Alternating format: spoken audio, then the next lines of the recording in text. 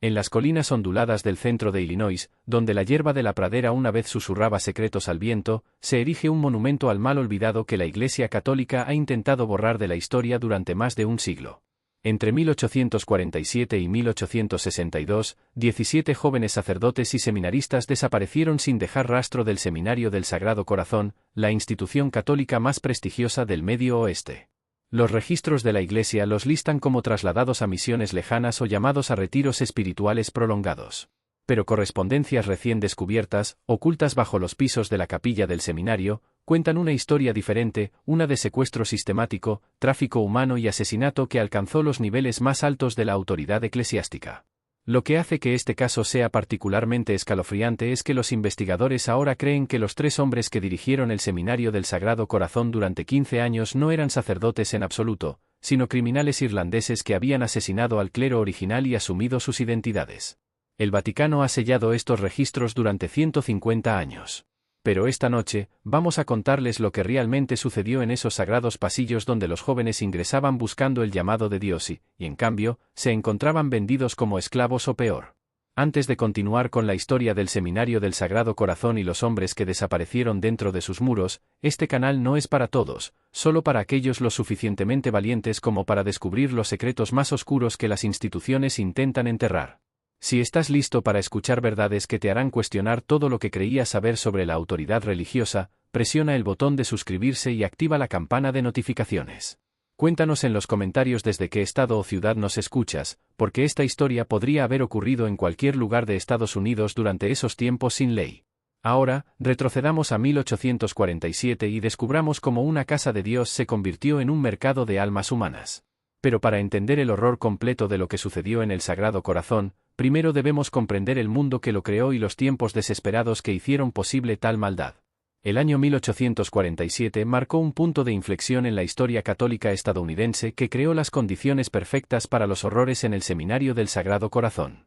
Los inmigrantes irlandeses que huían de la devastadora hambruna de la papa, que había matado a más de 1 millón de personas en su tierra natal, llegaron a las ciudades americanas por cientos de miles, trayendo consigo una feroz devoción a su fe y una igualmente feroz desconfianza por parte de los vecinos protestantes, quienes veían el catolicismo como algo extranjero, peligroso y fundamentalmente antiamericano. El sentimiento anticatólico era tan alto que ciudades enteras estallaban en disturbios ante la mera sugerencia de influencia católica. En Filadelfia, las turbas nativistas habían incendiado iglesias y escuelas católicas, dejando 13 muertos y 50 heridos.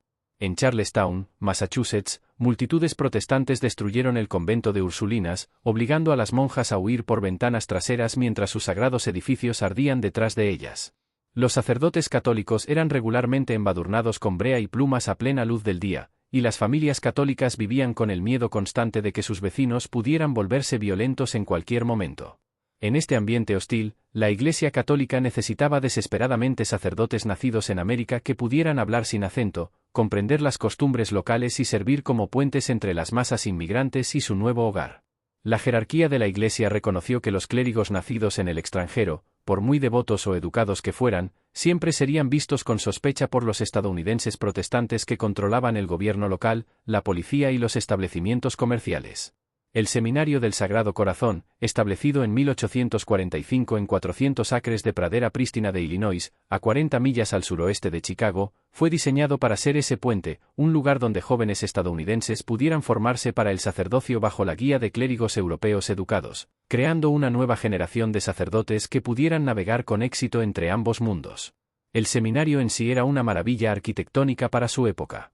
Diseñado por el arquitecto irlandés Patrick K.J., quien ya se había hecho famoso por sus iglesias de estilo gótico en Nueva Inglaterra, el edificio principal era una imponente estructura de ladrillo de 3 pisos que se elevaba de la pradera como una catedral, con ventanales que alcanzaban casi 20 pies de altura, bancos de madera tallados a mano importados de Baviera y una torre de campana que se podía escuchar a millas de distancia a través del paisaje plano en días claros. El edificio costó la suma astronómica de $40,000, más que la mayoría de los pueblos en Illinois en ese momento, financiado completamente por donaciones de familias católicas adineradas en Chicago, Milwaukee y St. Louis, quienes veían el seminario como crucial para la supervivencia de su fe en América. Los donantes incluían a Patrick Murphy, que había hecho su fortuna en el transporte marítimo de los Grandes Lagos, Francis O'Brien, propietario de la cervecería más grande de Milwaukee, y Margaret Connelly, viuda de un magnate inmobiliario de Chicago, que contribuyó con $8,000, más dinero que la mayoría de las familias verían en toda su vida.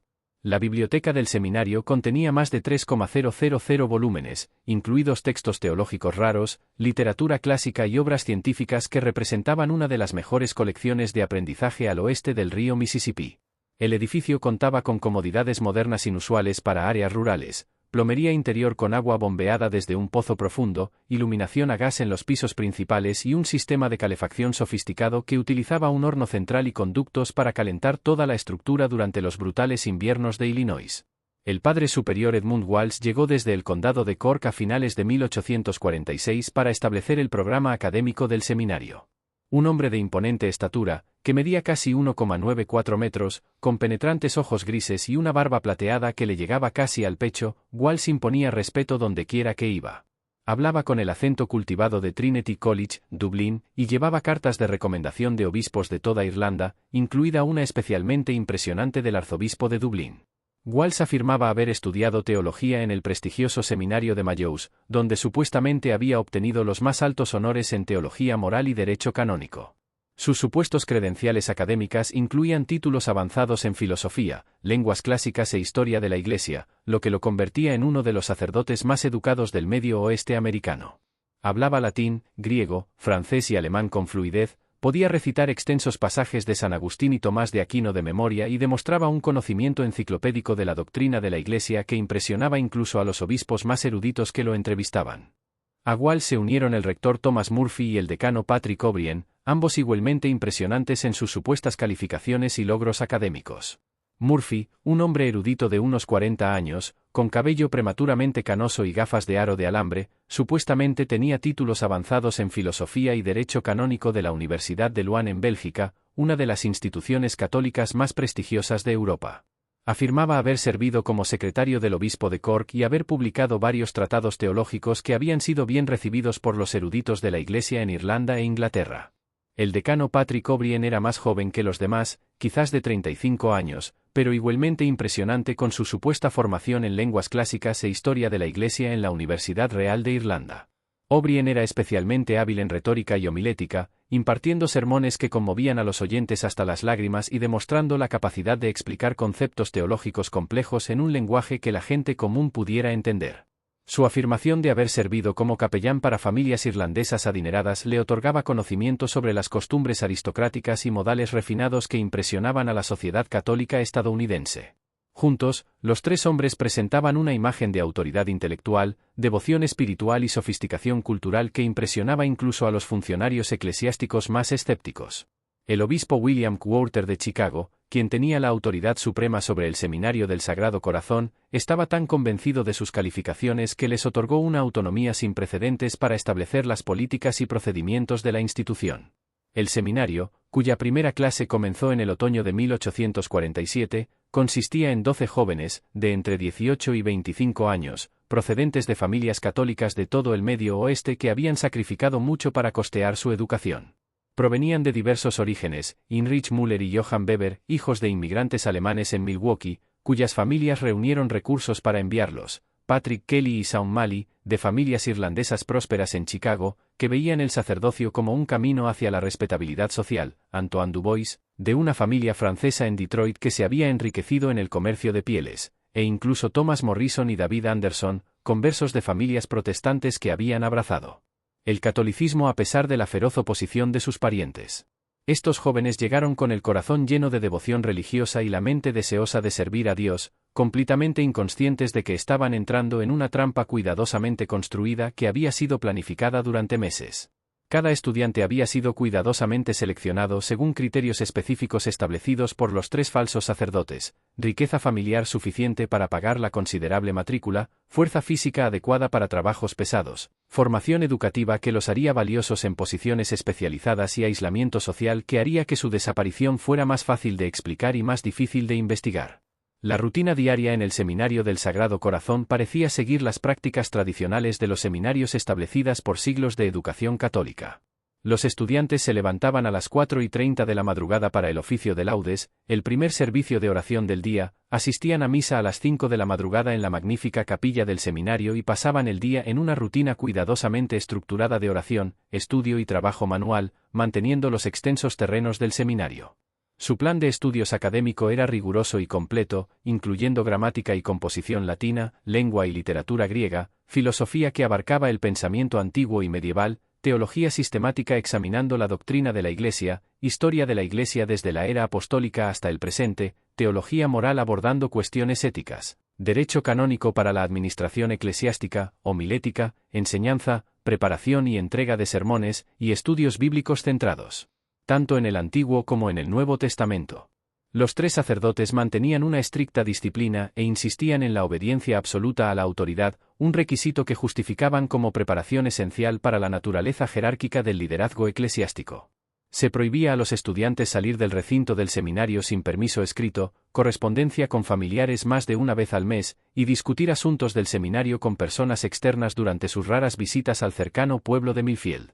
Este aislamiento se presentaba como una necesidad espiritual, pero servía al propósito más oscuro de impedir que los estudiantes desarrollaran relaciones externas que pudieran interferir con la operación de tráfico.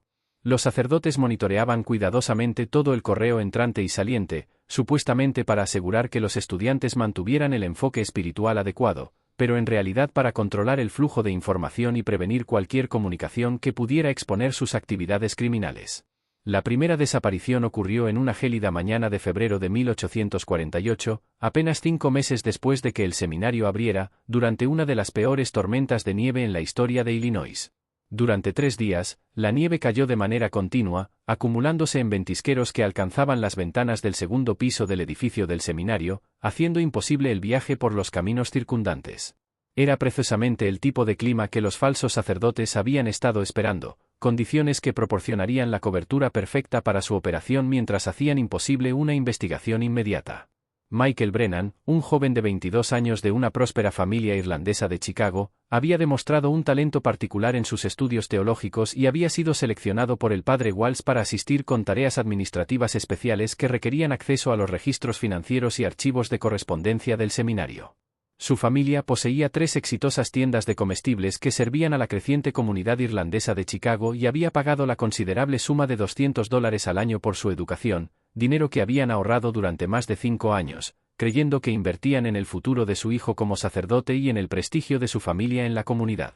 Michael había escrito a su familia solo días antes de su desaparición, describiendo su alegría por haber sido seleccionado para responsabilidades avanzadas y su entusiasmo por comenzar estudios especializados en teología moral. Su carta, que más tarde se encontraría entre los papeles de Walsh, hablaba de su profunda gratitud por el sacrificio de sus padres y su determinación de servir a Dios y a la comunidad irlandesa. La carta no contenía indicios de angustia, duda ni deseo de abandonar el seminario. La noche del 13 de febrero de 1848, Michael fue convocado a la oficina privada del padre Walsh después de la cena. Varios estudiantes recordaron haberlo visto caminar por el pasillo hacia la oficina de Walsh alrededor de las 8:30 de la tarde, llevando una pequeña carpeta de cuero con su trabajo académico. La oficina estaba ubicada en una sección remota del ala administrativa del seminario, separada de los dormitorios estudiantiles por gruesos muros de piedra que amortiguaban la transmisión de sonidos. Según testimonios posteriores de estudiantes interrogados sobre esa noche, se escucharon voces elevadas provenientes de la oficina de Walsh alrededor de las 9 de la noche, aunque las palabras específicas eran indistinguibles. La discusión, porque claramente era eso, continuó durante casi 1 hora, con periodos de silencio intercalados con gritos que parecían involucrar a múltiples voces. Alrededor de las 10:15 de la noche, los sonidos cesaron abruptamente y un inquietante silencio se asentó en el ala administrativa. Joseph Kennedy, compañero de cuarto y amigo más cercano de Michael en el seminario, esperó hasta casi la medianoche a que Michael regresara a su dormitorio compartido. Cuando Michael no apareció para las oraciones matutinas a las 4:30 de la madrugada, Joseph asumió que a su amigo se le había dado permiso para dormir más tarde debido a sus responsabilidades administrativas. No fue hasta que el padre Walsh anunció a los estudiantes reunidos después de la misa matutina que Joseph se enteró de la explicación oficial por la ausencia de Michael. De pie en el púlpito de madera ornamentada que dominaba la capilla del seminario, Walsh dio la noticia con aparente tristeza y preocupación. Michael, explicó, había recibido un llamado urgente durante la noche para ministrar a las víctimas de cólera en un asentamiento remoto cerca de la frontera con Iowa. La enfermedad había azotado a una pequeña comunidad católica, y su sacerdote local había muerto, dejando a los fieles sin guía espiritual en su hora de mayor necesidad. Michael, a pesar de su juventud y formación incompleta, se había ofrecido voluntario para esta peligrosa misión, demostrando el tipo de coraje desinteresado que marca la verdadera vocación sacerdotal. La explicación de Walsh parecía razonable en la superficie, especialmente dadas las verdaderas epidemias de cólera que periódicamente devastaban las comunidades fronterizas durante la década de 1840. El cólera era una enfermedad aterradora que podía matar a adultos sanos en cuestión de horas, y los sacerdotes que asistían a las víctimas enfrentaban casi con seguridad la muerte ellos mismos. La imagen del joven Michael sacrificando su seguridad para servir a Dios y a los fieles era exactamente el tipo de narrativa heroica que inspiraba a otros seminaristas y reforzaba su propio sentido de vocación. Sin embargo, Joseph Kennedy notó detalles preocupantes que no se alineaban con la historia oficial.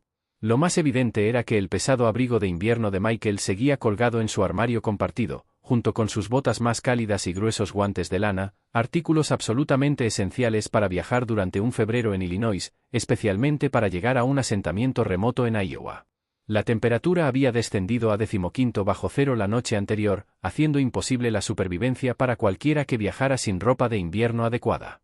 Aún más preocupante, Michael no le había mencionado nada a Joseph sobre algún posible llamado al ministerio, a pesar de que los dos jóvenes compartían sus pensamientos y preocupaciones espirituales más profundas cada noche antes de dormir.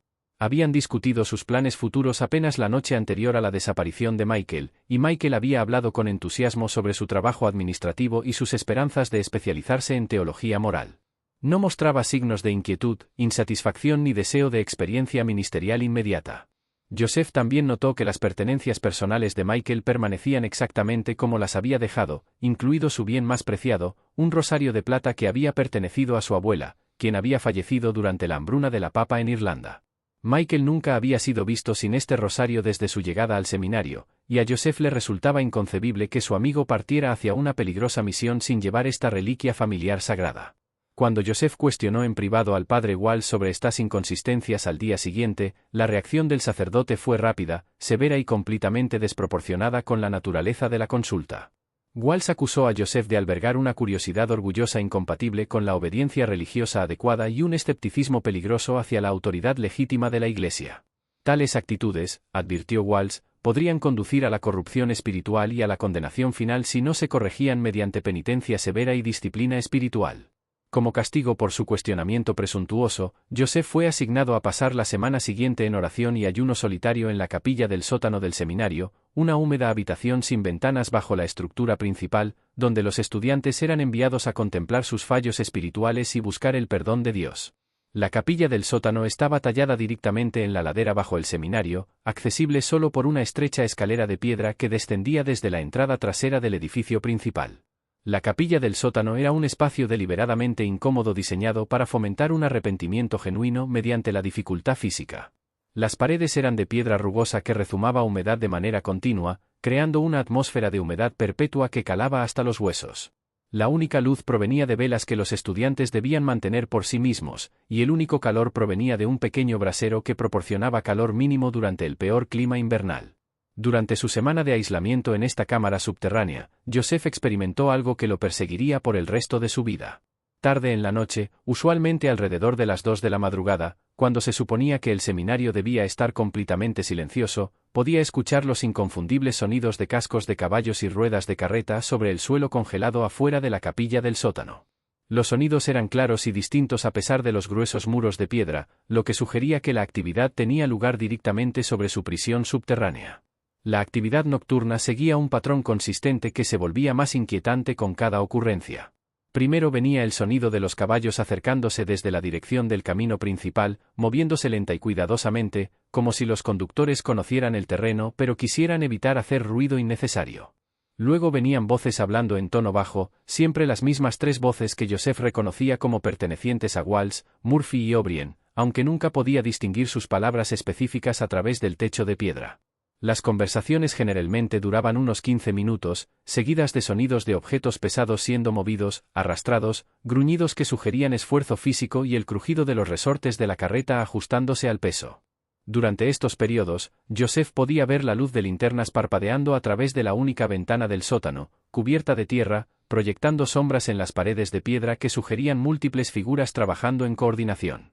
Todo el proceso normalmente duraba alrededor de 1 hora, siempre terminando con el sonido de las ruedas de la carreta alejándose en dirección opuesta a la de su llegada, hacia el camino que conducía a Springfield en lugar de Chicago. Tras la partida de las carretas, volvía el silencio completo al seminario, y la mañana siguiente transcurría exactamente como si nada inusual hubiera ocurrido. La tercera noche de su confinamiento, Joseph se colocó directamente bajo la ventana de la capilla del sótano y logró observar más claramente la actividad arriba. A través del vidrio sucio, pudo ver las siluetas de 3 hombres cargando lo que parecía ser un gran bulto pesado en la parte trasera de una carreta cubierta. El bulto estaba envuelto en tela oscura y requería que los 3 hombres lo levantaran, lo que sugería un peso considerable. Lo más inquietante era el cuidado con el que manejaban su carga, no el trato brusco apropiado para mercancías o suministros, sino movimientos cautelosos usados al transportar algo valioso o frágil. La segunda desaparición ocurrió apenas 6 semanas después de la desaparición de Michael Brennan, y esta vez el patrón se volvió imposible de ignorar para los estudiantes observadores. Thomas Gallagher, un joven de 20 años hijo de una familia inmigrante alemana de Milwaukee, era considerado por sus compañeros como el miembro más gentil y devoto de su clase. Pasaba horas extra en oración privada, ayudaba a los compañeros con dificultades en sus traducciones de latín y nunca se le había conocido por levantar la voz o expresar enojo por cualquier cosa.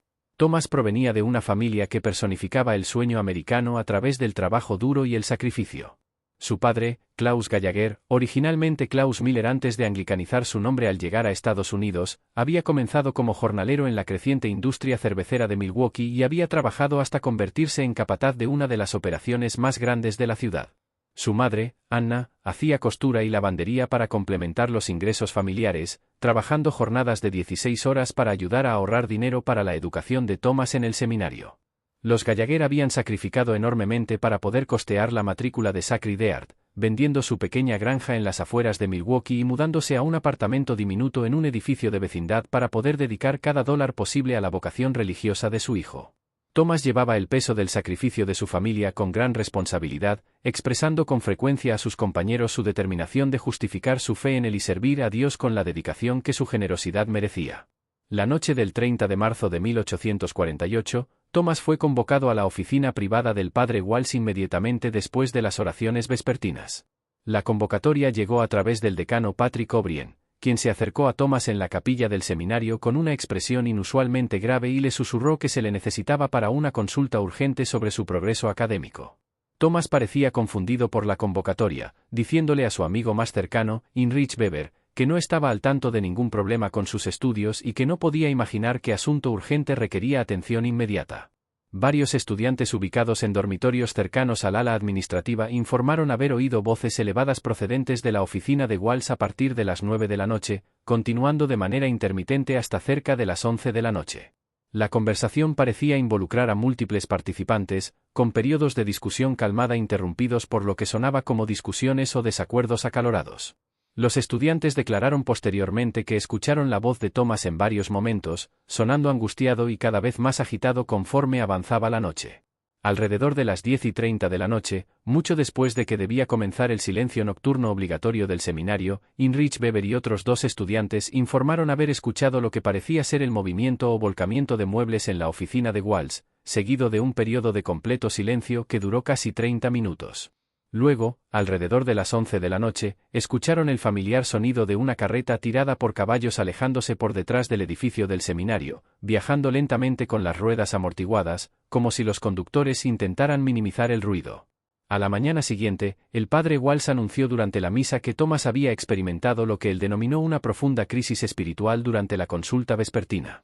Thomas había confesado luchar con pensamientos impuros incompatibles con la vocación sacerdotal y había llegado a la dolorosa conclusión de que no estaba destinado a la vida religiosa.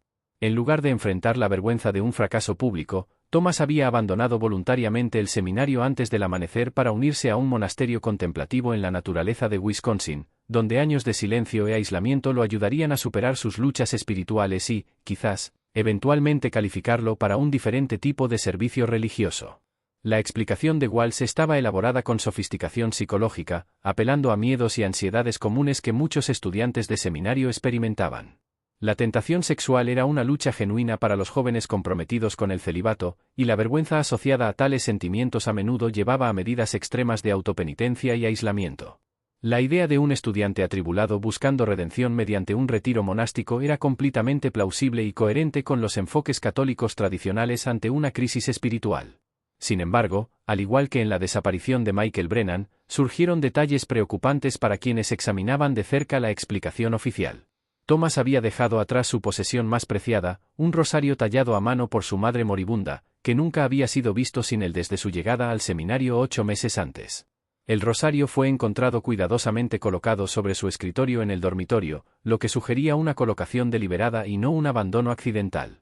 Aún más sospechoso, Thomas había partido tan repentinamente que no había recogido los $50 de fondos personales que su familia había proporcionado para gastos incidentales, dinero que permanecía encerrado en la caja fuerte de la oficina del padre Walsh.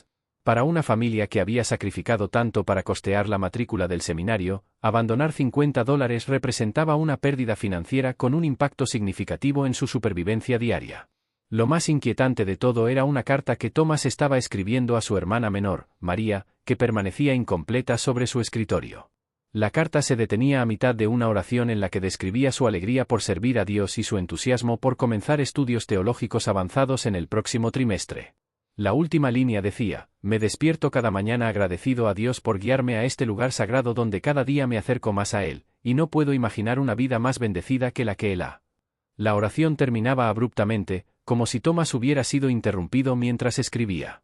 Heinrich Weber, el amigo más cercano de Thomas en el seminario, encontró la carta incompleta particularmente perturbadora porque Thomas le había compartido su contenido la noche anterior a su desaparición.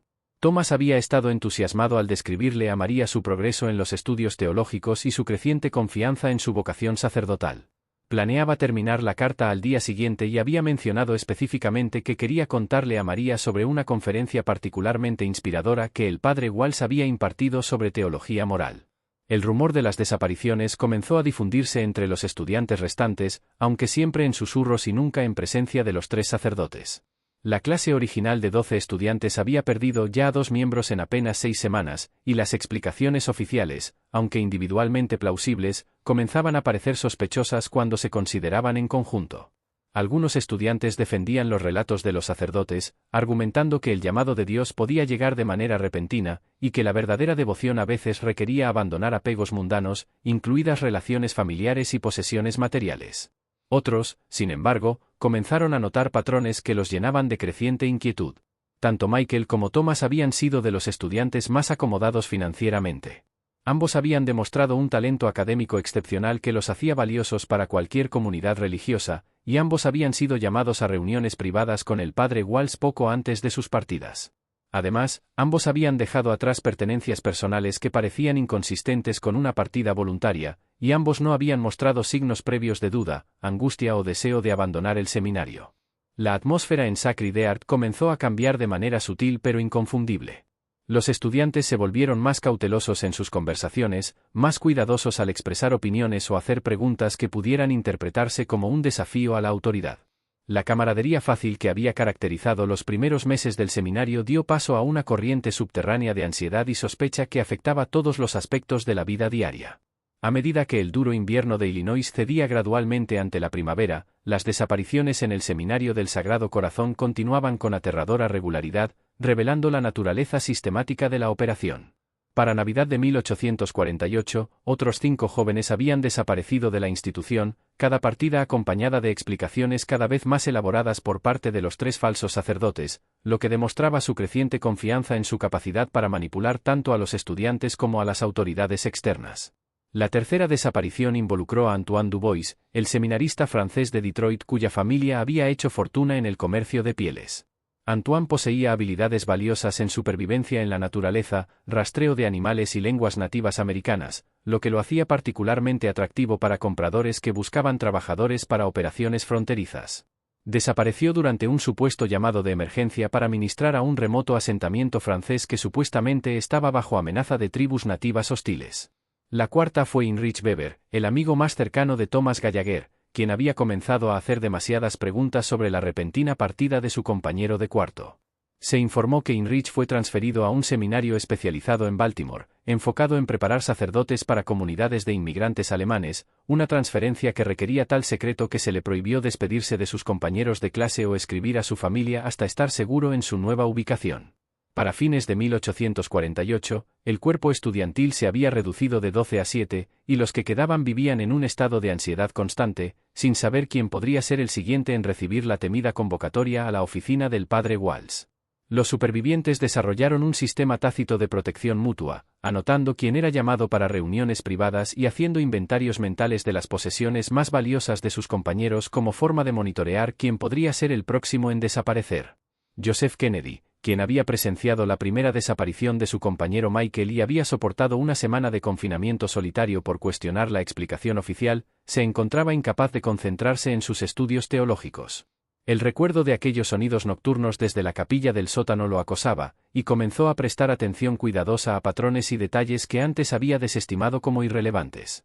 Joseph notó que las desapariciones siempre ocurrían durante condiciones climáticas específicas, noches frías y nubladas cuando viajar sería difícil, pero la ocultación más sencilla. Normalmente sucedían durante la semana, en lugar de los fines de semana, cuando familiares o funcionarios de la iglesia podrían estar presentes en los terrenos del seminario. Lo más significativo, siempre seguían a reuniones privadas con el padre Walsh que duraban considerablemente más que las consultas académicas normales. Los estudiantes supervivientes también comenzaron a observar cambios en los tres sacerdotes que parecían inconsistentes con sus supuestos antecedentes y vocación espiritual. El padre Walsh, que había llegado a Sacred Heart con pertenencias modestas y vestiduras clericales simples, ahora usaba vestimentas de seda durante la misa que claramente costaban más de lo que la mayoría de los sacerdotes ganaban en un año. Había adquirido un costoso reloj de bolsillo de oro fabricado en Suiza, que consultaba frecuentemente durante sus conferencias, y había comprado muebles nuevos para su oficina privada, incluyendo un escritorio de caoba importado de Irlanda. El rector Murphy de algún modo había obtenido fondos para comprar nuevos libros encuadernados en cuero para la biblioteca del seminario, volúmenes que costaban más de lo que la mayoría de las familias ganaban en un mes, e incluían obras teológicas raras que normalmente solo se encontraban en importantes universidades europeas. También había comenzado a usar gafas con montura de oro y había adquirido un anillo con sello que afirmaba llevar el escudo de su familia, aunque ninguno de los estudiantes irlandeses reconocía los símbolos como pertenecientes a alguna familia irlandesa legítima. El decano O'Brien quizás mostró el cambio más dramático en sus circunstancias, adquiriendo un magnífico caballo negro que afirmaba haber sido un regalo de feligreses agradecidos de su antigua parroquia en Irlanda. El caballo era claramente un pura sangre valorado en varios cientos de dólares, y O'Brien demostraba habilidades de equitación más apropiadas para un terrateniente rico que para un humilde sacerdote parroquial. También comenzó a hacer viajes regulares a Chicago, ostensiblemente por asuntos eclesiásticos, pero siempre regresando con nuevas posesiones y un aire de satisfacción que sugería transacciones comerciales exitosas más que consultas espirituales.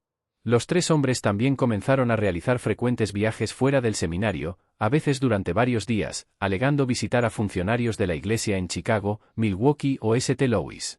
Durante estas ausencias, los estudiantes restantes eran supervisados por Francis M. C. Manus, el anciano hermano laico que había llegado a Sacred Heart al mismo tiempo que los tres sacerdotes y parecía servir como su asistente y confidente. M. C. Manus era una figura peculiar que generaba considerable inquietud entre los estudiantes. Hablaba muy poco, se movía de manera evasiva y nerviosa, y parecía perpetuamente asustado de algo que nunca identificaba. Cuando los estudiantes intentaban entablar conversación sobre su pasado o su trabajo en el seminario, se mostraba visiblemente agitado y se negaba a responder preguntas directas. Lo más inquietante era su reacción. Cada vez que alguien mencionaba a los estudiantes desaparecidos, cambiaba inmediatamente de tema o encontraba un trabajo urgente que requería que se alejara del área. Varios estudiantes notaron que M. C. Manus poseía un conocimiento detallado de los terrenos del seminario que sugería una familiaridad extensa con áreas supuestamente prohibidas para todos, excepto los sacerdotes. Conocía la ubicación de almacenes, depósitos de raíces y anexos que nunca se mencionaban en los recorridos oficiales de la instalación. También demostraba conocimiento del campo circundante que parecía inconsistente con su supuesto rol de asistente religioso que rara vez salía de los terrenos del seminario. Quizás lo más perturbador era la correspondencia del seminario con el mundo exterior, que revelaba un nivel de control y engaño que sugería planificación cuidadosa e implementación sistemática. Los familiares que escribían para preguntar por sus hijos recibían respuestas en papel membretado oficial del Sagrado Corazón, pero la escritura siempre era la del padre Walsh, nunca la de los propios estudiantes. Las cartas seguían patrones consistentes que parecían diseñados para desalentar investigaciones adicionales, al mismo tiempo que proporcionaban explicaciones plausibles para la comunicación reducida. Cuando los padres solicitaban información específica sobre el bienestar de sus hijos, su progreso académico o sus actividades diarias, se les decía que los estudios teológicos avanzados requerían periodos de silencio espiritual durante los cuales los estudiantes tenían prohibida cualquier comunicación mundana que pudiera distraerlos de su desarrollo religioso. Las familias que pedían cartas directas de sus hijos eran informadas de que dicha correspondencia solo sería permitida tras la finalización exitosa de hitos espirituales específicos, los cuales podían tardar meses o incluso años en alcanzarse. La comunidad local en el cercano pueblo de Millfield, con apenas 300 habitantes, comenzó a murmurar sobre extraños sucesos cerca del seminario que parecían inconsistentes con la tranquila y contemplativa atmósfera apropiada para una institución religiosa. Los granjeros reportaban haber visto carretas cubiertas desplazándose a horas extrañas por el camino poco usado que conectaba Sacred Heart con la carretera principal hacia Chicago, siempre moviéndose lentamente y con cuidado, como intentando evitar ser detectados. Samuel Morrison, dueño de la granja adyacente a la propiedad del seminario, afirmó haber encontrado objetos personales esparcidos a lo largo de la cerca que separaba su tierra de los terrenos del seminario. Los objetos incluían un libro de oraciones con el nombre de Michael Brennan escrito en la portada, un par de gafas de aro de alambre que habían pertenecido a Heinrich Weber, y un crucifijo de plata que varias personas reconocieron como perteneciente a Thomas Gallagher. Cuando Morrison intentó devolver estos objetos al seminario, el padre Walsh afirmó que habían sido deliberadamente desechados por los estudiantes que estaban aprendiendo a abandonar los apegos mundanos como parte de su desarrollo espiritual. El invierno de 1849 a 1850 trajo una serie de eventos que transformarían fundamentalmente la naturaleza del misterio en torno al Seminario del Sagrado Corazón y revelarían el verdadero alcance del horror que se había estado desarrollando detrás de la fachada de la educación religiosa. El aislamiento del seminario durante los brutales meses invernales de Illinois creó condiciones perfectas para que los criminales aceleraran sus operaciones, haciendo la detección o escape prácticamente imposibles para sus víctimas. James Ali, un estudiante del seminario de Detroit cuyo padre era un próspero comerciante con amplias conexiones en la región de los Grandes Lagos, había comenzado a desconfiar cada vez más de las explicaciones de los sacerdotes sobre la desaparición de sus compañeros. A diferencia de los otros estudiantes, que provenían principalmente de familias inmigrantes de clase trabajadora con recursos limitados e influencia política, James tenía conexiones con católicos influyentes en varias ciudades, incluido su tío, el padre Patrick Ali, quien servía como secretario del obispo de Detroit y correspondía regularmente con funcionarios eclesiásticos de todo el Medio Oeste. James poseía ventajas que lo hacían particularmente peligroso para la operación de tráfico. La riqueza de su familia significaba que su desaparición sería notada e investigada por personas con recursos para realizar indagaciones a través de los límites estatales. La posición de su tío en la jerarquía eclesiástica le daba acceso a redes de comunicación que podían eludir el control local y llegar a autoridades en Roma si era necesario. Lo más importante, James había recibido una educación clásica que incluía entrenamiento en lógica, retórica y técnicas de investigación, lo que lo capacitaba para realizar análisis sistemáticos y recopilar pruebas. A partir del otoño de 1849, James comenzó a llevar a cabo su propia investigación sobre las desapariciones, documentando cuidadosamente las discrepancias en las historias de los sacerdotes y manteniendo registros detallados de qué estudiantes habían desaparecido y bajo qué circunstancias. Creó una línea de tiempo detallada que revelaba patrones invisibles para la observación casual, incluido el hecho de que todas las desapariciones ocurrían durante condiciones climáticas específicas, y que las explicaciones oficiales contenían contradicciones internas que se volvían evidentes al ser examinadas sistemáticamente. James notó que los tres sacerdotes parecían poseer un conocimiento detallado de la situación financiera de cada familia, información que normalmente se mantendría confidencial en los registros eclesiásticos y solo estaría disponible para alguien que hubiera investigado minuciosamente los antecedentes de cada familia. Los sacerdotes sabían que estudiantes provenían de familias adineradas, cuáles tenían tierras agrícolas que podían usarse como garantía y cuáles tenían parientes en otras ciudades que podrían brindar ayuda en tiempos de crisis. Lo más significativo fue que James descubrió que los registros financieros del seminario contenían discrepancias que sugerían ingresos mucho mayores de los que se esperarían solo por las matrículas. Observando cuidadosamente los patrones de gasto de los sacerdotes y comparándolos con el presupuesto oficial del seminario, James calculó que Sacred Heart generaba varios miles de dólares en ingresos inexplicables cada año, dinero que debía provenir de fuentes distintas a las cuotas estudiantiles o donaciones eclesiásticas. El gran avance en la investigación de James llegó en diciembre de 1849, cuando descubrió un escondite de cartas bajo tablas sueltas en el piso de la biblioteca del seminario, ocultas en un espacio que parecía haber sido construido deliberadamente para esconder documentos de inspecciones casuales. El escondite era sofisticado, involucrando una sección del piso que solo podía retirarse manipulando tablas específicas en una secuencia precisa, lo que sugería que había sido diseñado por alguien con conocimiento detallado de carpintería y técnicas de seguridad. Las cartas, escritas en diversas manos y con matasellos de ciudades de todo el Medio Oeste, parecían ser comunicaciones entre el padre Walsh y corresponsales desconocidos que claramente estaban involucrados en transacciones comerciales de algún tipo. La correspondencia estaba escrita en un código peculiar que mezclaba terminología comercial legítima con lenguaje religioso, de manera que parecía diseñada para disfrazar la verdadera naturaleza de las discusiones.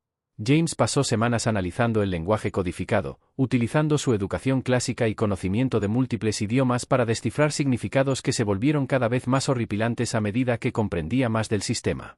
Las cartas discutían mercancías de diversa calidad y negociaban fechas de entrega a lugares en Indiana, Wisconsin, Iowa e Illinois.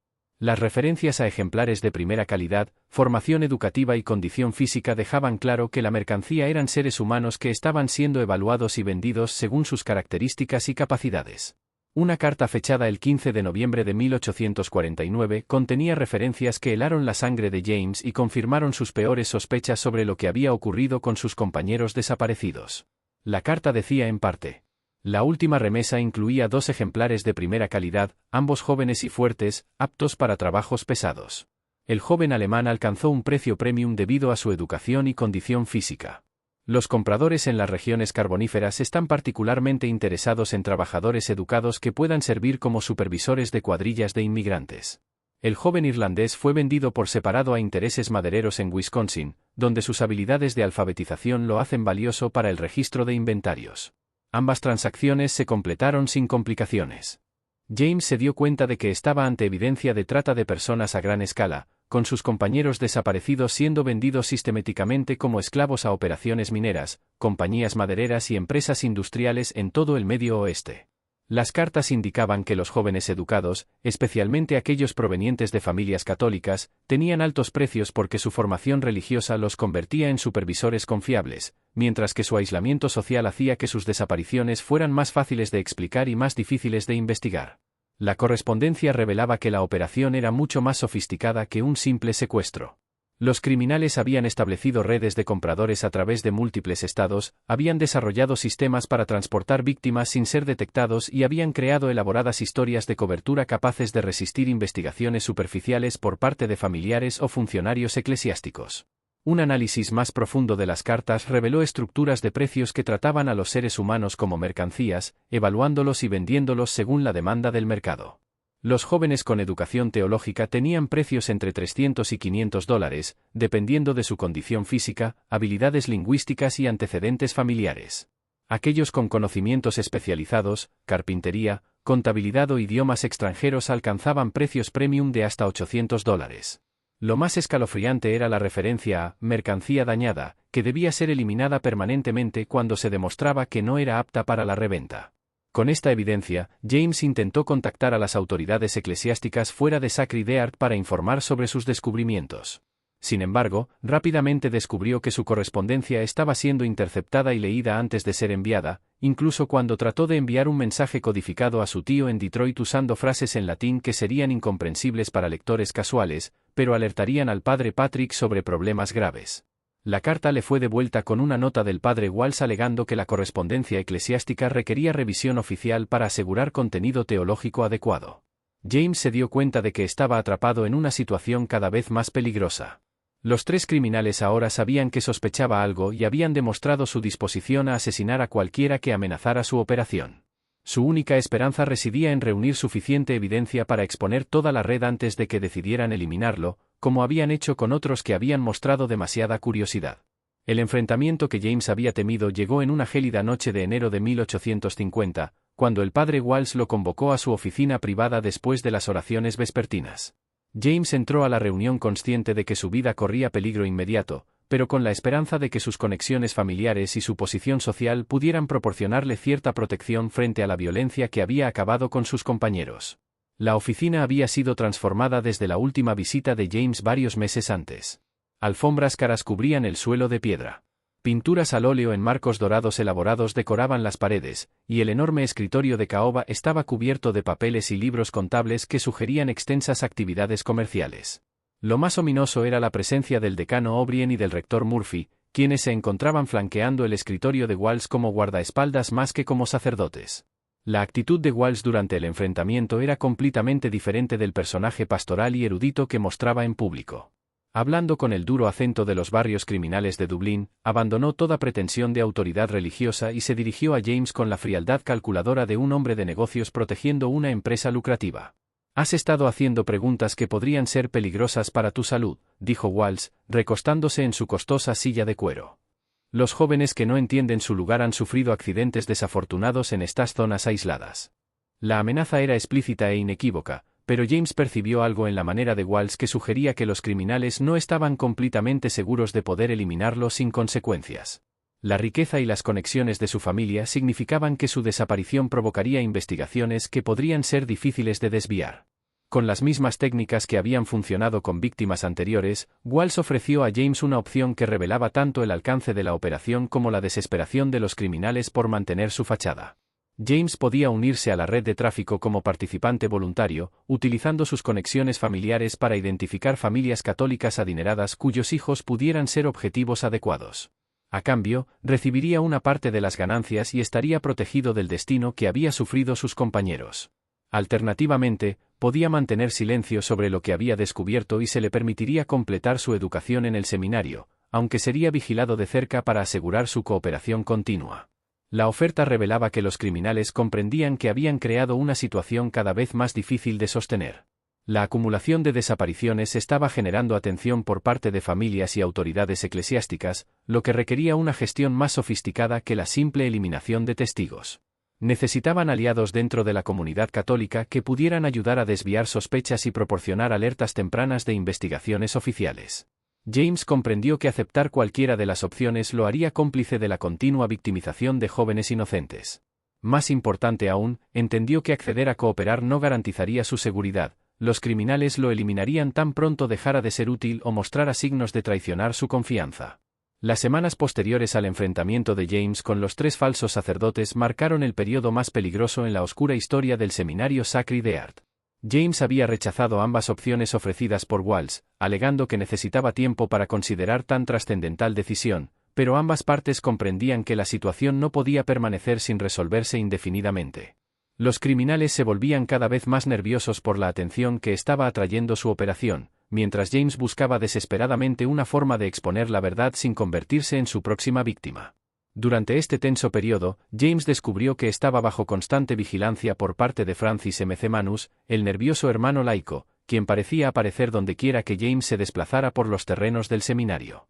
McManus se posicionaba para observar las actividades de James mientras fingía realizar tareas de mantenimiento, y James notó que el hombre tomaba notas en un pequeño diario de cuero que mantenía oculto en sus ropas. La vigilancia se extendía más allá de la simple observación.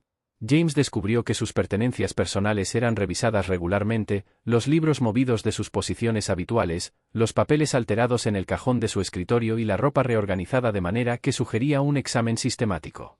Lo más alarmante fue el descubrimiento de que alguien había estado entrando en su habitación del dormitorio durante la noche, como evidenciaban las huellas en el polvo cerca de su cama y el leve olor a humo de tabaco que permanecía en el aire cada mañana. Justo cuando parecía que la tensión en el seminario Sacred Heart no podía ser más oscura, James hizo un descubrimiento que revelaría el verdadero alcance del horror que se había estado desarrollando durante años. Si sientes que tu corazón se acelera mientras esta historia de maldad institucional se despliega, no estás solo. Miles de valientes en nuestra comunidad han experimentado los mismos escalofríos al descubrir verdades que otros tienen demasiado miedo de revelar. Dale al botón de me gusta si esta investigación te mantiene al borde del asiento y no olvides suscribirte, porque este canal es solo para quienes se atreven a descubrir los secretos más oscuros de la historia estadounidense. Ahora descubramos lo que James encontró y que cambiaría todo. El avance llegó cuando James observó un patrón en la rutina del seminario que antes había pasado por alto. Cada 2 semanas, usualmente los sábados por la noche, los 3 sacerdotes anunciaban que necesitaban realizar devociones privadas que requerían absoluto silencio en todo el seminario. Los estudiantes eran confinados en sus habitaciones desde el atardecer hasta el amanecer, prohibiéndoles salir por cualquier motivo, y se les advertía que cualquiera que violara la restricción enfrentaría severas medidas disciplinarias. James había asumido inicialmente que estas restricciones estaban relacionadas con observancias religiosas legítimas, pero la observación cuidadosa reveló que coincidían con un aumento de actividad alrededor de los anexos y áreas de almacenamiento del seminario. Durante uno de estos periodos de devoción, James se posicionó en la ventana de su dormitorio y observó luces de linternas moviéndose entre varios edificios del campus, acompañadas por los sonidos de carretas llegando y partiendo durante toda la noche. La noche del 15 de febrero de 1850, James tomó una decisión que expondría la verdad completa sobre el seminario Sacred Heart o le costaría la vida. Durante uno de los periodos obligatorios de confinamiento, salió sigilosamente de su habitación y se dirigió al sótano del seminario, donde había notado actividad inusual en observaciones anteriores. Los niveles subterráneos del seminario Sacred Heart eran mucho más extensos de lo que James había imaginado, incluyendo áreas que no parecían tener ningún propósito educativo o religioso legítimo. Más allá de la capilla del sótano donde Joseph Kennedy había estado confinado, James descubrió una serie de salas de almacenamiento, talleres y cámaras excavadas en la ladera bajo el edificio principal. La construcción era sofisticada y reciente, lo que sugería que se había realizado un trabajo significativo para expandir las áreas subterráneas después de la finalización oficial del seminario. En una de estas cámaras ocultas, James hizo un descubrimiento que confirmó sus peores temores y reveló que el horror en Sacred Heart era aún más extenso de lo que había imaginado. La habitación contenía registros detallados de la operación de trata de personas, incluyendo libros contables que documentaban cada transacción, correspondencia con compradores de todo el Medio Oeste y mapas que mostraban las rutas de transporte usadas para mover a las víctimas a sus destinos finales.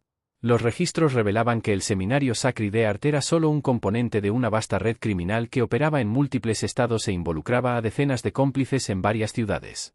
La operación había estado activa por más de una década, con Sacred Heart sirviendo como punto de recolección donde los jóvenes podían ser sistemáticamente aislados, evaluados y preparados para la venta a compradores con requisitos específicos para trabajadores en minería, madera, agricultura y operaciones industriales.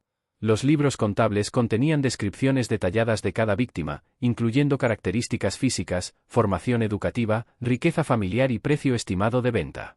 James encontró entradas de todos sus compañeros desaparecidos junto con docenas de otros jóvenes que habían desaparecido de varias instituciones católicas en todo el Medio Oeste. La magnitud de la operación era asombrosa, más de 200 víctimas en 10 años, generando ganancias superiores a $100,000 e involucrando compradores en Illinois, Wisconsin, Iowa, Indiana y Minnesota. Lo más espantoso era una sección de los registros titulada Eliminación Permanente, que contenía los nombres y detalles de víctimas que habían sido asesinadas en lugar de vendidas. Eran jóvenes que se habían vuelto sospechosos, intentado escapar o poseían información que los hacía demasiado peligrosos para ser liberados. Los registros indicaban que 17 de estas víctimas habían sido asesinadas únicamente en el seminario Sacred Heart, con sus cuerpos enterrados en tumbas cuidadosamente ocultas dispersas por las 400 acres del seminario. Mientras James estudiaba estos documentos a la luz de las velas en la cámara subterránea, escuchó pasos acercándose desde el pasillo exterior. Alguien descendía a los niveles del sótano, moviéndose lenta y cuidadosamente como si intentara no ser detectado. James apagó rápidamente su vela y se escondió detrás de un montón de cajas de madera, esperando que quien se acercara pasara sin entrar en la sala de registros. Los pasos se detuvieron justo afuera de la cámara donde James se escondía. A través de una rendija entre las cajas, pudo ver al padre Walsh sosteniendo una linterna y mirando dentro de la habitación con expresión de sospecha y preocupación. Walsh entró en la cámara y comenzó a examinar el área donde James había estado leyendo los registros, claramente buscando signos de que alguien había alterado los documentos cuidadosamente organizados. Durante varios minutos aterradores, Walsh realizó una búsqueda metódica de la sala mientras James permanecía inmóvil detrás de las cajas, apenas atreviéndose a respirar. La linterna del falso sacerdote proyectaba sombras danzantes sobre las paredes de piedra mientras revisaba cerraduras, examinaba papeles y buscaba cualquier evidencia de intrusión no autorizada. En un momento, Walsh pasó a menos de 1 metro de donde se escondía James, lo suficientemente cerca como para que James oliera el tabaco en su ropa y escuchara sus maldiciones murmuradas mientras buscaba signos de haber sido descubierto. Finalmente, aparentemente satisfecho de que los registros permanecían intactos, Walsh salió de la cámara y continuó su patrulla por los niveles del sótano. James esperó casi 1 hora antes de salir de su escondite, utilizando el tiempo para memorizar tanta información como fuera posible de los registros de la trata. Entendió que esta podría ser su única oportunidad de reunir evidencia y necesitaba obtener suficientes detalles específicos para convencer a las autoridades del alcance y la legitimidad de la operación. La oportunidad que James Ali necesitaba desesperadamente llegó de una fuente inesperada, que resultaría ser la salvación no solo para él, sino para toda la investigación sobre los oscuros secretos del seminario Sacri de Art. En marzo de 1850, el obispo Giovanni Montini llegó desde Roma para realizar una visita apostólica a las instituciones católicas en todo el Medio Oeste estadounidense, una inspección exhaustiva ordenada por el Papa Pío IX en respuesta a preocupantes informes sobre prácticas irregulares en varios seminarios y colegios estadounidenses. El obispo Montini no era un burócrata eclesiástico típico, satisfecho con inspecciones superficiales y visitas ceremoniales. Es profesor de Derecho Canónico en la Universidad Gregoriana de Roma. Montini había desarrollado una reputación en toda Europa por descubrir corrupción y mala conducta dentro de las instituciones eclesiásticas. Sus investigaciones habían expuesto fraudes financieros en monasterios franceses, abusos sexuales en seminarios alemanes y corrupción política involucrando a obispos italianos. El Vaticano lo había enviado a América específicamente porque necesitaban a alguien con experiencia y autoridad para llevar a cabo investigaciones verdaderamente exhaustivas sin ser influenciado por consideraciones políticas locales o relaciones personales. La llegada de Montini al Medio Oeste había sido anunciada solo a los niveles más altos de la jerarquía eclesiástica, y aun ellos solo habían recibido información general sobre su misión. Este secreto era deliberado, diseñado para evitar que las instituciones prepararan engaños elaborados o ocultaran evidencia antes de su llegada. La metodología del obispo consistía en aparecer sin aviso, realizar extensas entrevistas con estudiantes y profesores, examinar detalladamente los registros financieros y dar seguimiento a cualquier irregularidad que descubriera. James se enteró de la presencia del obispo Montini en la región mediante una conversación que escuchó entre el padre Walsh y el rector Murphy, quienes claramente estaban agitados por la posibilidad de una inspección inesperada.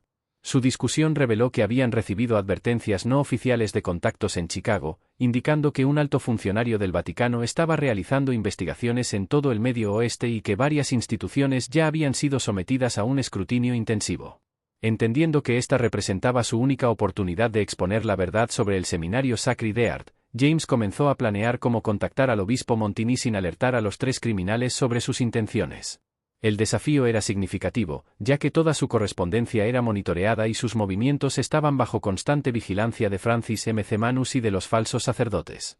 La solución de James demostró tanto valor como astucia, salvando no solo su propia vida, sino potencialmente la de decenas de futuras víctimas. Se ofreció para ayudar con los preparativos de la posible visita del obispo a Sacri de Art, ofreciendo colaborar en la limpieza y organización de áreas del seminario que los visitantes podrían inspeccionar. Esto le dio razones legítimas para moverse por los edificios y terrenos mientras recopilaba evidencia adicional de la operación de trata. Más importante aún, James utilizó su acceso a la correspondencia del seminario para descubrir que el obispo Montini se alojaba en la residencia del obispo William Quarter en Chicago mientras realizaba sus investigaciones. James redactó una carta que parecía una solicitud rutinaria de orientación espiritual, pero que contenía referencias codificadas que alertarían a un funcionario eclesiástico educado sobre problemas graves que requerían investigación inmediata. La carta, escrita en latín con terminología teológica específica que demostraba educación genuina en el seminario, solicitaba una reunión privada para discutir preocupaciones espirituales urgentes sobre la correcta interpretación de la autoridad eclesiástica y las obligaciones morales de los estudiantes del seminario frente a aparentes violaciones del derecho canónico. Para un lector casual, la carta parecía una solicitud rutinaria de un estudiante devoto buscando orientación sobre cuestiones teóricas de teología. Para alguien con la educación y experiencia del obispo Montini, sin embargo, el lenguaje indicaba claramente que el remitente había descubierto graves irregularidades que requerían investigación por parte de las autoridades eclesiásticas. James logró enviar la carta mediante un proceso complicado que implicó sobornar a un agricultor local para que la enviara desde la ciudad de Springfield, a 40 millas de distancia, utilizando dinero que había ahorrado de su asignación personal. El agricultor, Samuel Morrison, era el mismo hombre que había encontrado pertenencias personales dispersas a lo largo de la línea de la cerca entre su propiedad y los terrenos del seminario, y que se había vuelto cada vez más suspicaz sobre las actividades en Sacri de Art. La respuesta del obispo Montini llegó en menos de una semana, a través de canales no oficiales que demostraban su comprensión de la naturaleza sensible de la comunicación de James. En lugar de enviar una respuesta formal mediante los sistemas de correo de la iglesia, el obispo organizó que James lo encontrara en una pequeña iglesia en Millfield durante lo que parecía ser una visita pastoral rutinaria a las comunidades rurales de la zona. La reunión tuvo lugar el 15 de marzo de 1850 en el santuario de la iglesia de San Patricio en Millfield, un pequeño edificio de madera que atendía a las dispersas familias católicas del área. El obispo Montini era un hombre pequeño e intenso, de unos 50 años, con ojos oscuros penetrantes y un aura de autoridad intelectual que convenció de inmediato a James de que estaba hablando con alguien capaz de comprender y abordar los horrores en el seminario Sacri de Art. Hablando en latín para garantizar privacidad y demostrar su educación teológica, James presentó su evidencia al obispo Montini en una exposición cuidadosamente organizada que cubría todos los aspectos de la operación de trata que había descubierto. Mostró al obispo copias de cartas que había transcrito de la caja oculta, proporcionó cronogramas detallados de las desapariciones y explicó las discrepancias financieras que indicaban ingresos muy superiores a los de las operaciones legítimas del seminario.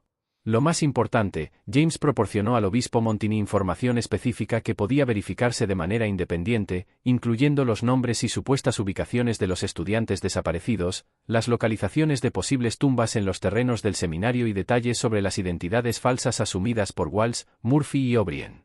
También compartió sus observaciones sobre el comportamiento sospechoso de los sacerdotes, su inexplicable riqueza y las tácticas de vigilancia e intimidación que utilizaban para controlar a los estudiantes y prevenir la comunicación con el exterior. El obispo Montini escuchó el relato de James con horror y alarma crecientes, tomando notas detalladas y haciendo preguntas específicas que demostraban tanto su comprensión de la gravedad de la situación como su conocimiento de los procedimientos de investigación adecuados. Como alguien que había estudiado en Irlanda y conocía las credenciales reales requeridas para los sacerdotes que servían en misiones americanas, reconoció de inmediato las inconsistencias en los antecedentes que afirmaban los tres falsos sacerdotes. Más significativamente, el obispo Montini tenía acceso a los registros del Vaticano que podían verificar si Walsh, Murphy y O'Brien alguna vez habían sido legítimamente ordenados como sacerdotes católicos.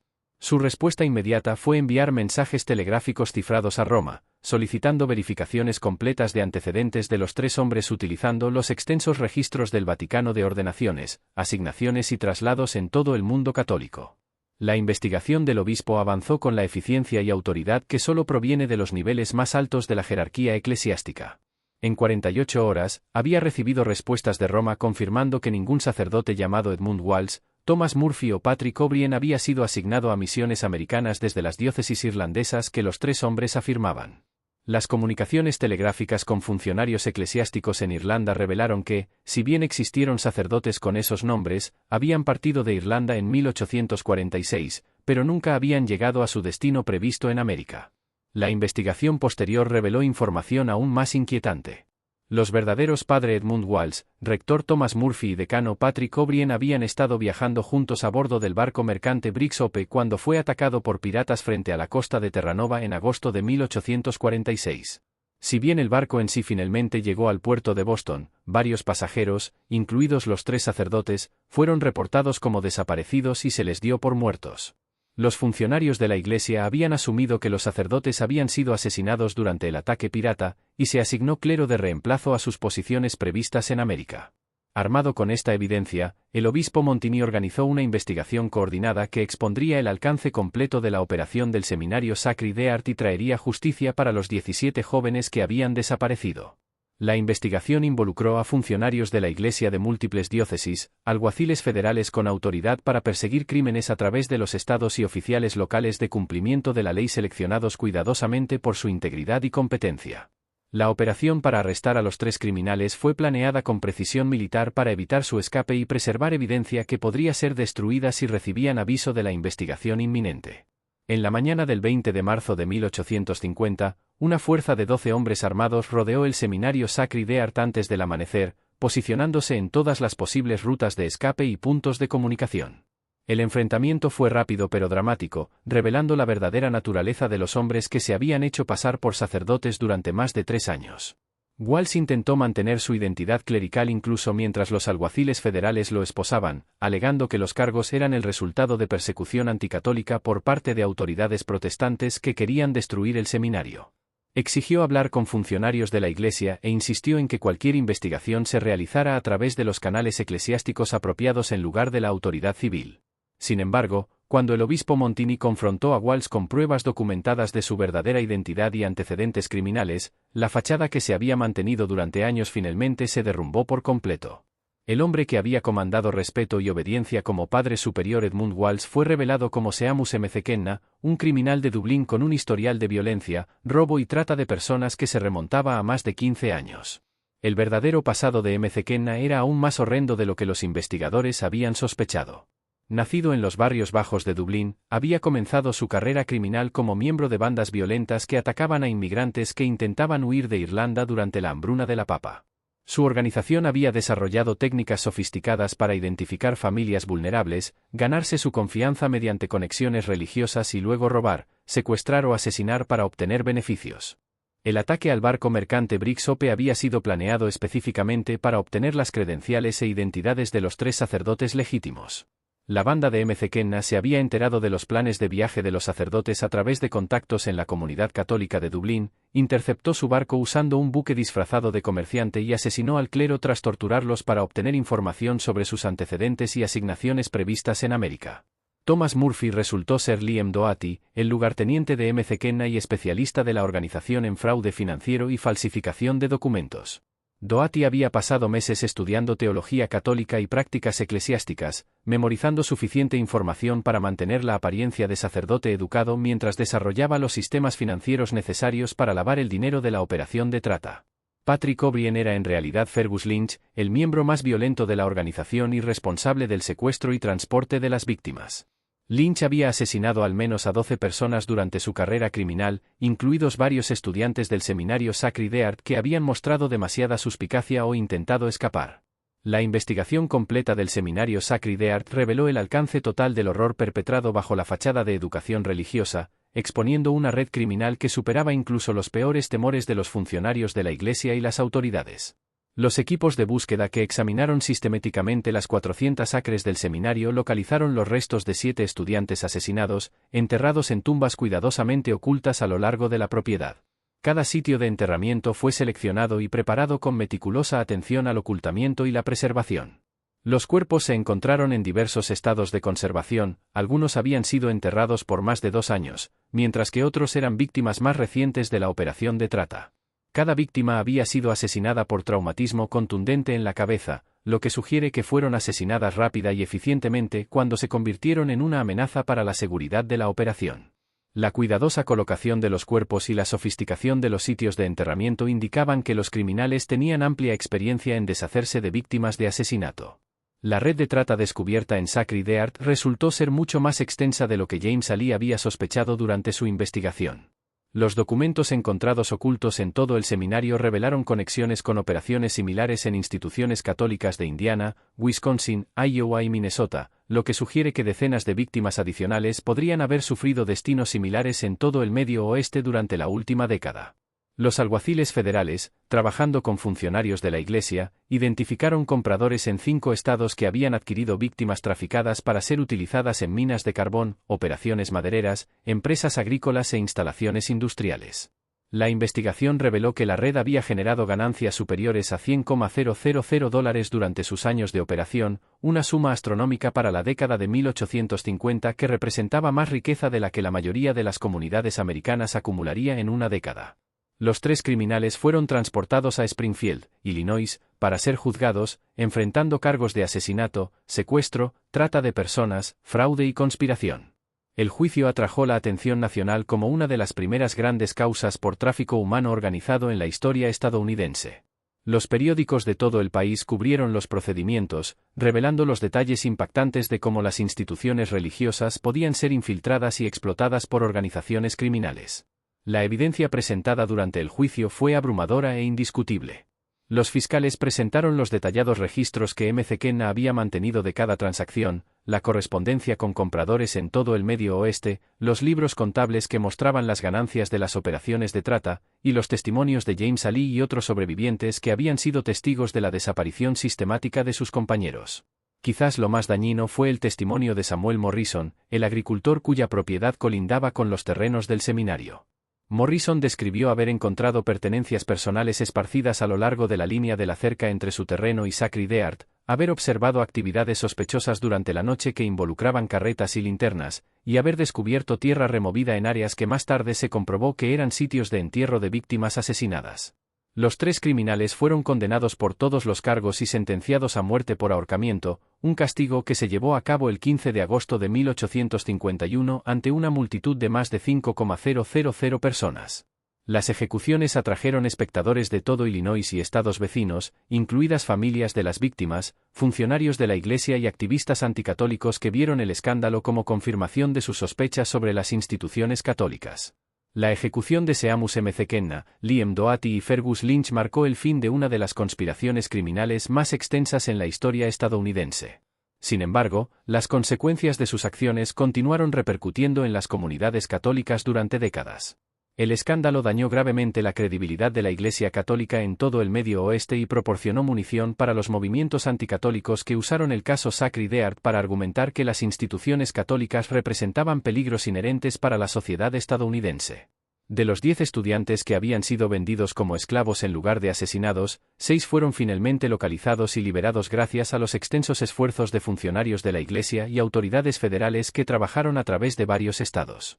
Los jóvenes rescatados llevaban cicatrices tanto físicas como psicológicas por los meses o años de trabajo forzado en minas, campamentos madereros e instalaciones industriales, donde habían sido tratados como propiedad en lugar de seres humanos.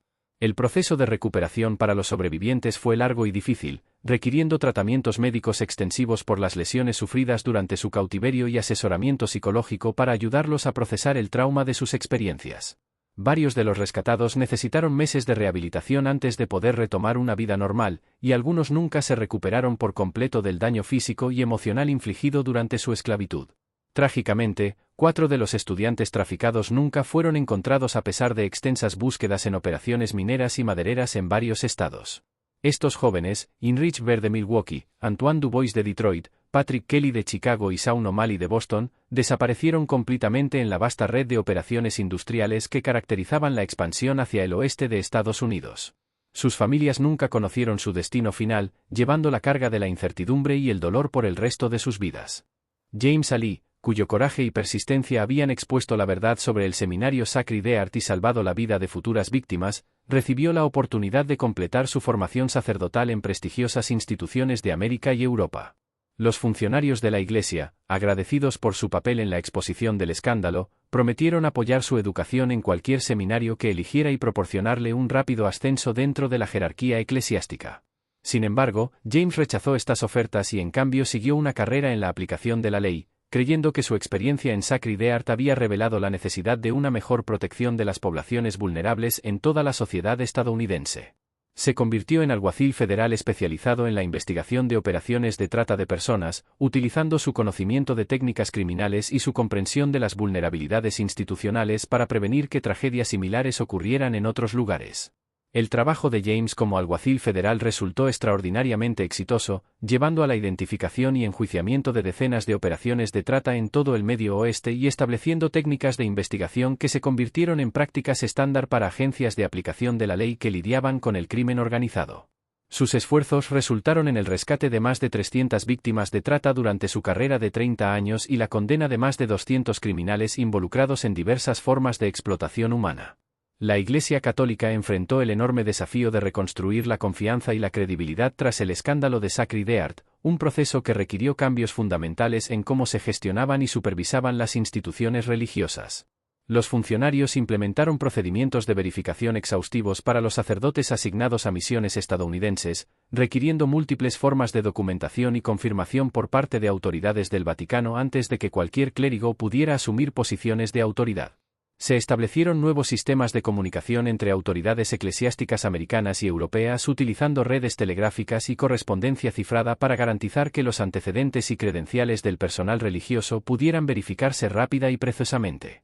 Se crearon mecanismos de supervisión para monitorear las actividades de instituciones aisladas como seminarios y conventos, requiriendo informes regulares a las diócesis y autoridades y visitas de inspección no anunciadas por funcionarios eclesiásticos independientes.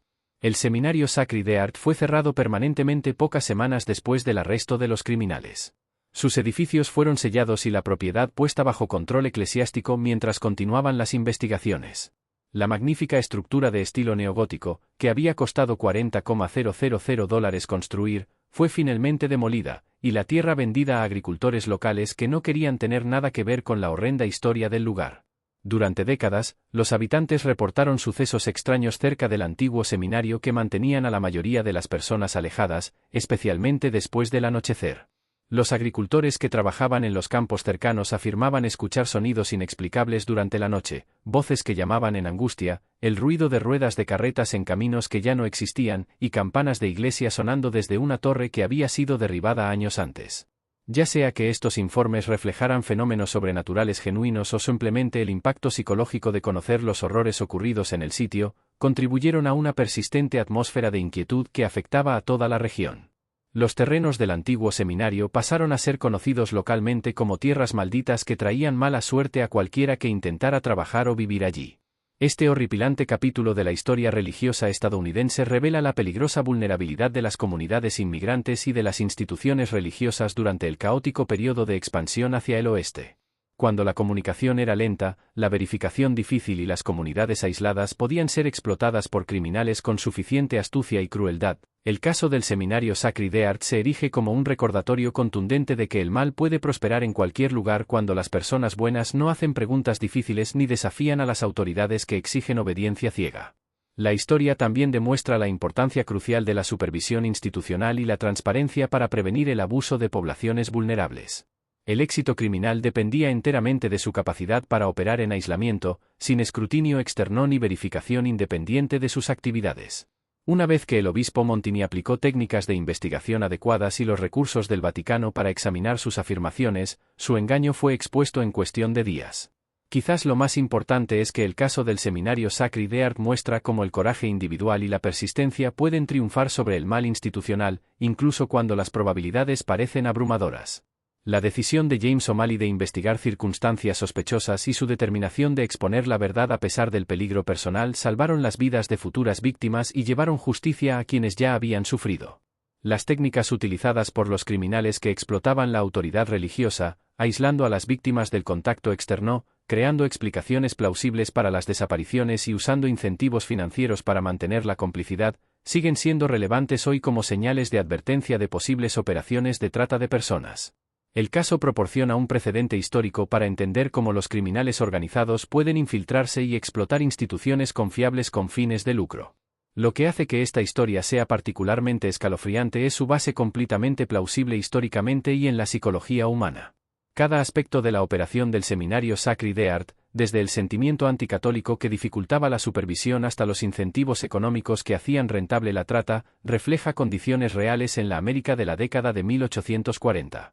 Las técnicas de los criminales eran sofisticadas pero totalmente realistas, utilizando métodos que podrían ser replicados por traficantes modernos con acceso a oportunidades y recursos similares. Este misterio nos muestra que, a veces, los monstruos más aterradores no son seres sobrenaturales, sino personas ordinarias que eligen cometer maldades extraordinarias por lucro y poder. El horror en el seminario Sacred Heart no surgió de apariciones fantasmales ni de posesión demoníaca, sino de la codicia humana, la violencia y la disposición a tratar a otras personas como mercancías que podían comprarse y venderse. ¿Qué opinas de este escalofriante relato de engaño, trata y asesinato oculto dentro de un lugar destinado a servir a Dios? ¿Te hace preguntarte qué otros secretos oscuros podrían estar enterrados bajo las historias oficiales de las instituciones religiosas en toda América? ¿Crees que una supervisión e investigación adecuadas pueden prevenir que tales horrores ocurran nuevamente? ¿O hay aspectos de la naturaleza humana que hacen que tal maldad sea inevitable cuando se presenta la oportunidad? Deja tus pensamientos en los comentarios a continuación. Y si encontraste esta historia tan inquietante y perturbadora como nosotros, asegúrate de suscribirte y activar la campana de notificaciones para no perderte nuestras investigaciones en los rincones más oscuros de la historia estadounidense. Comparte este vídeo con quien aprecie historias de crimen real que revelan las complejas realidades detrás de explicaciones simples y el coraje necesario para exponer el mal institucional. Hasta la próxima, recuerda que la vigilancia y la disposición a hacer preguntas difíciles siguen siendo nuestras mejores defensas contra quienes explotan la confianza y la autoridad para sus propios fines oscuros.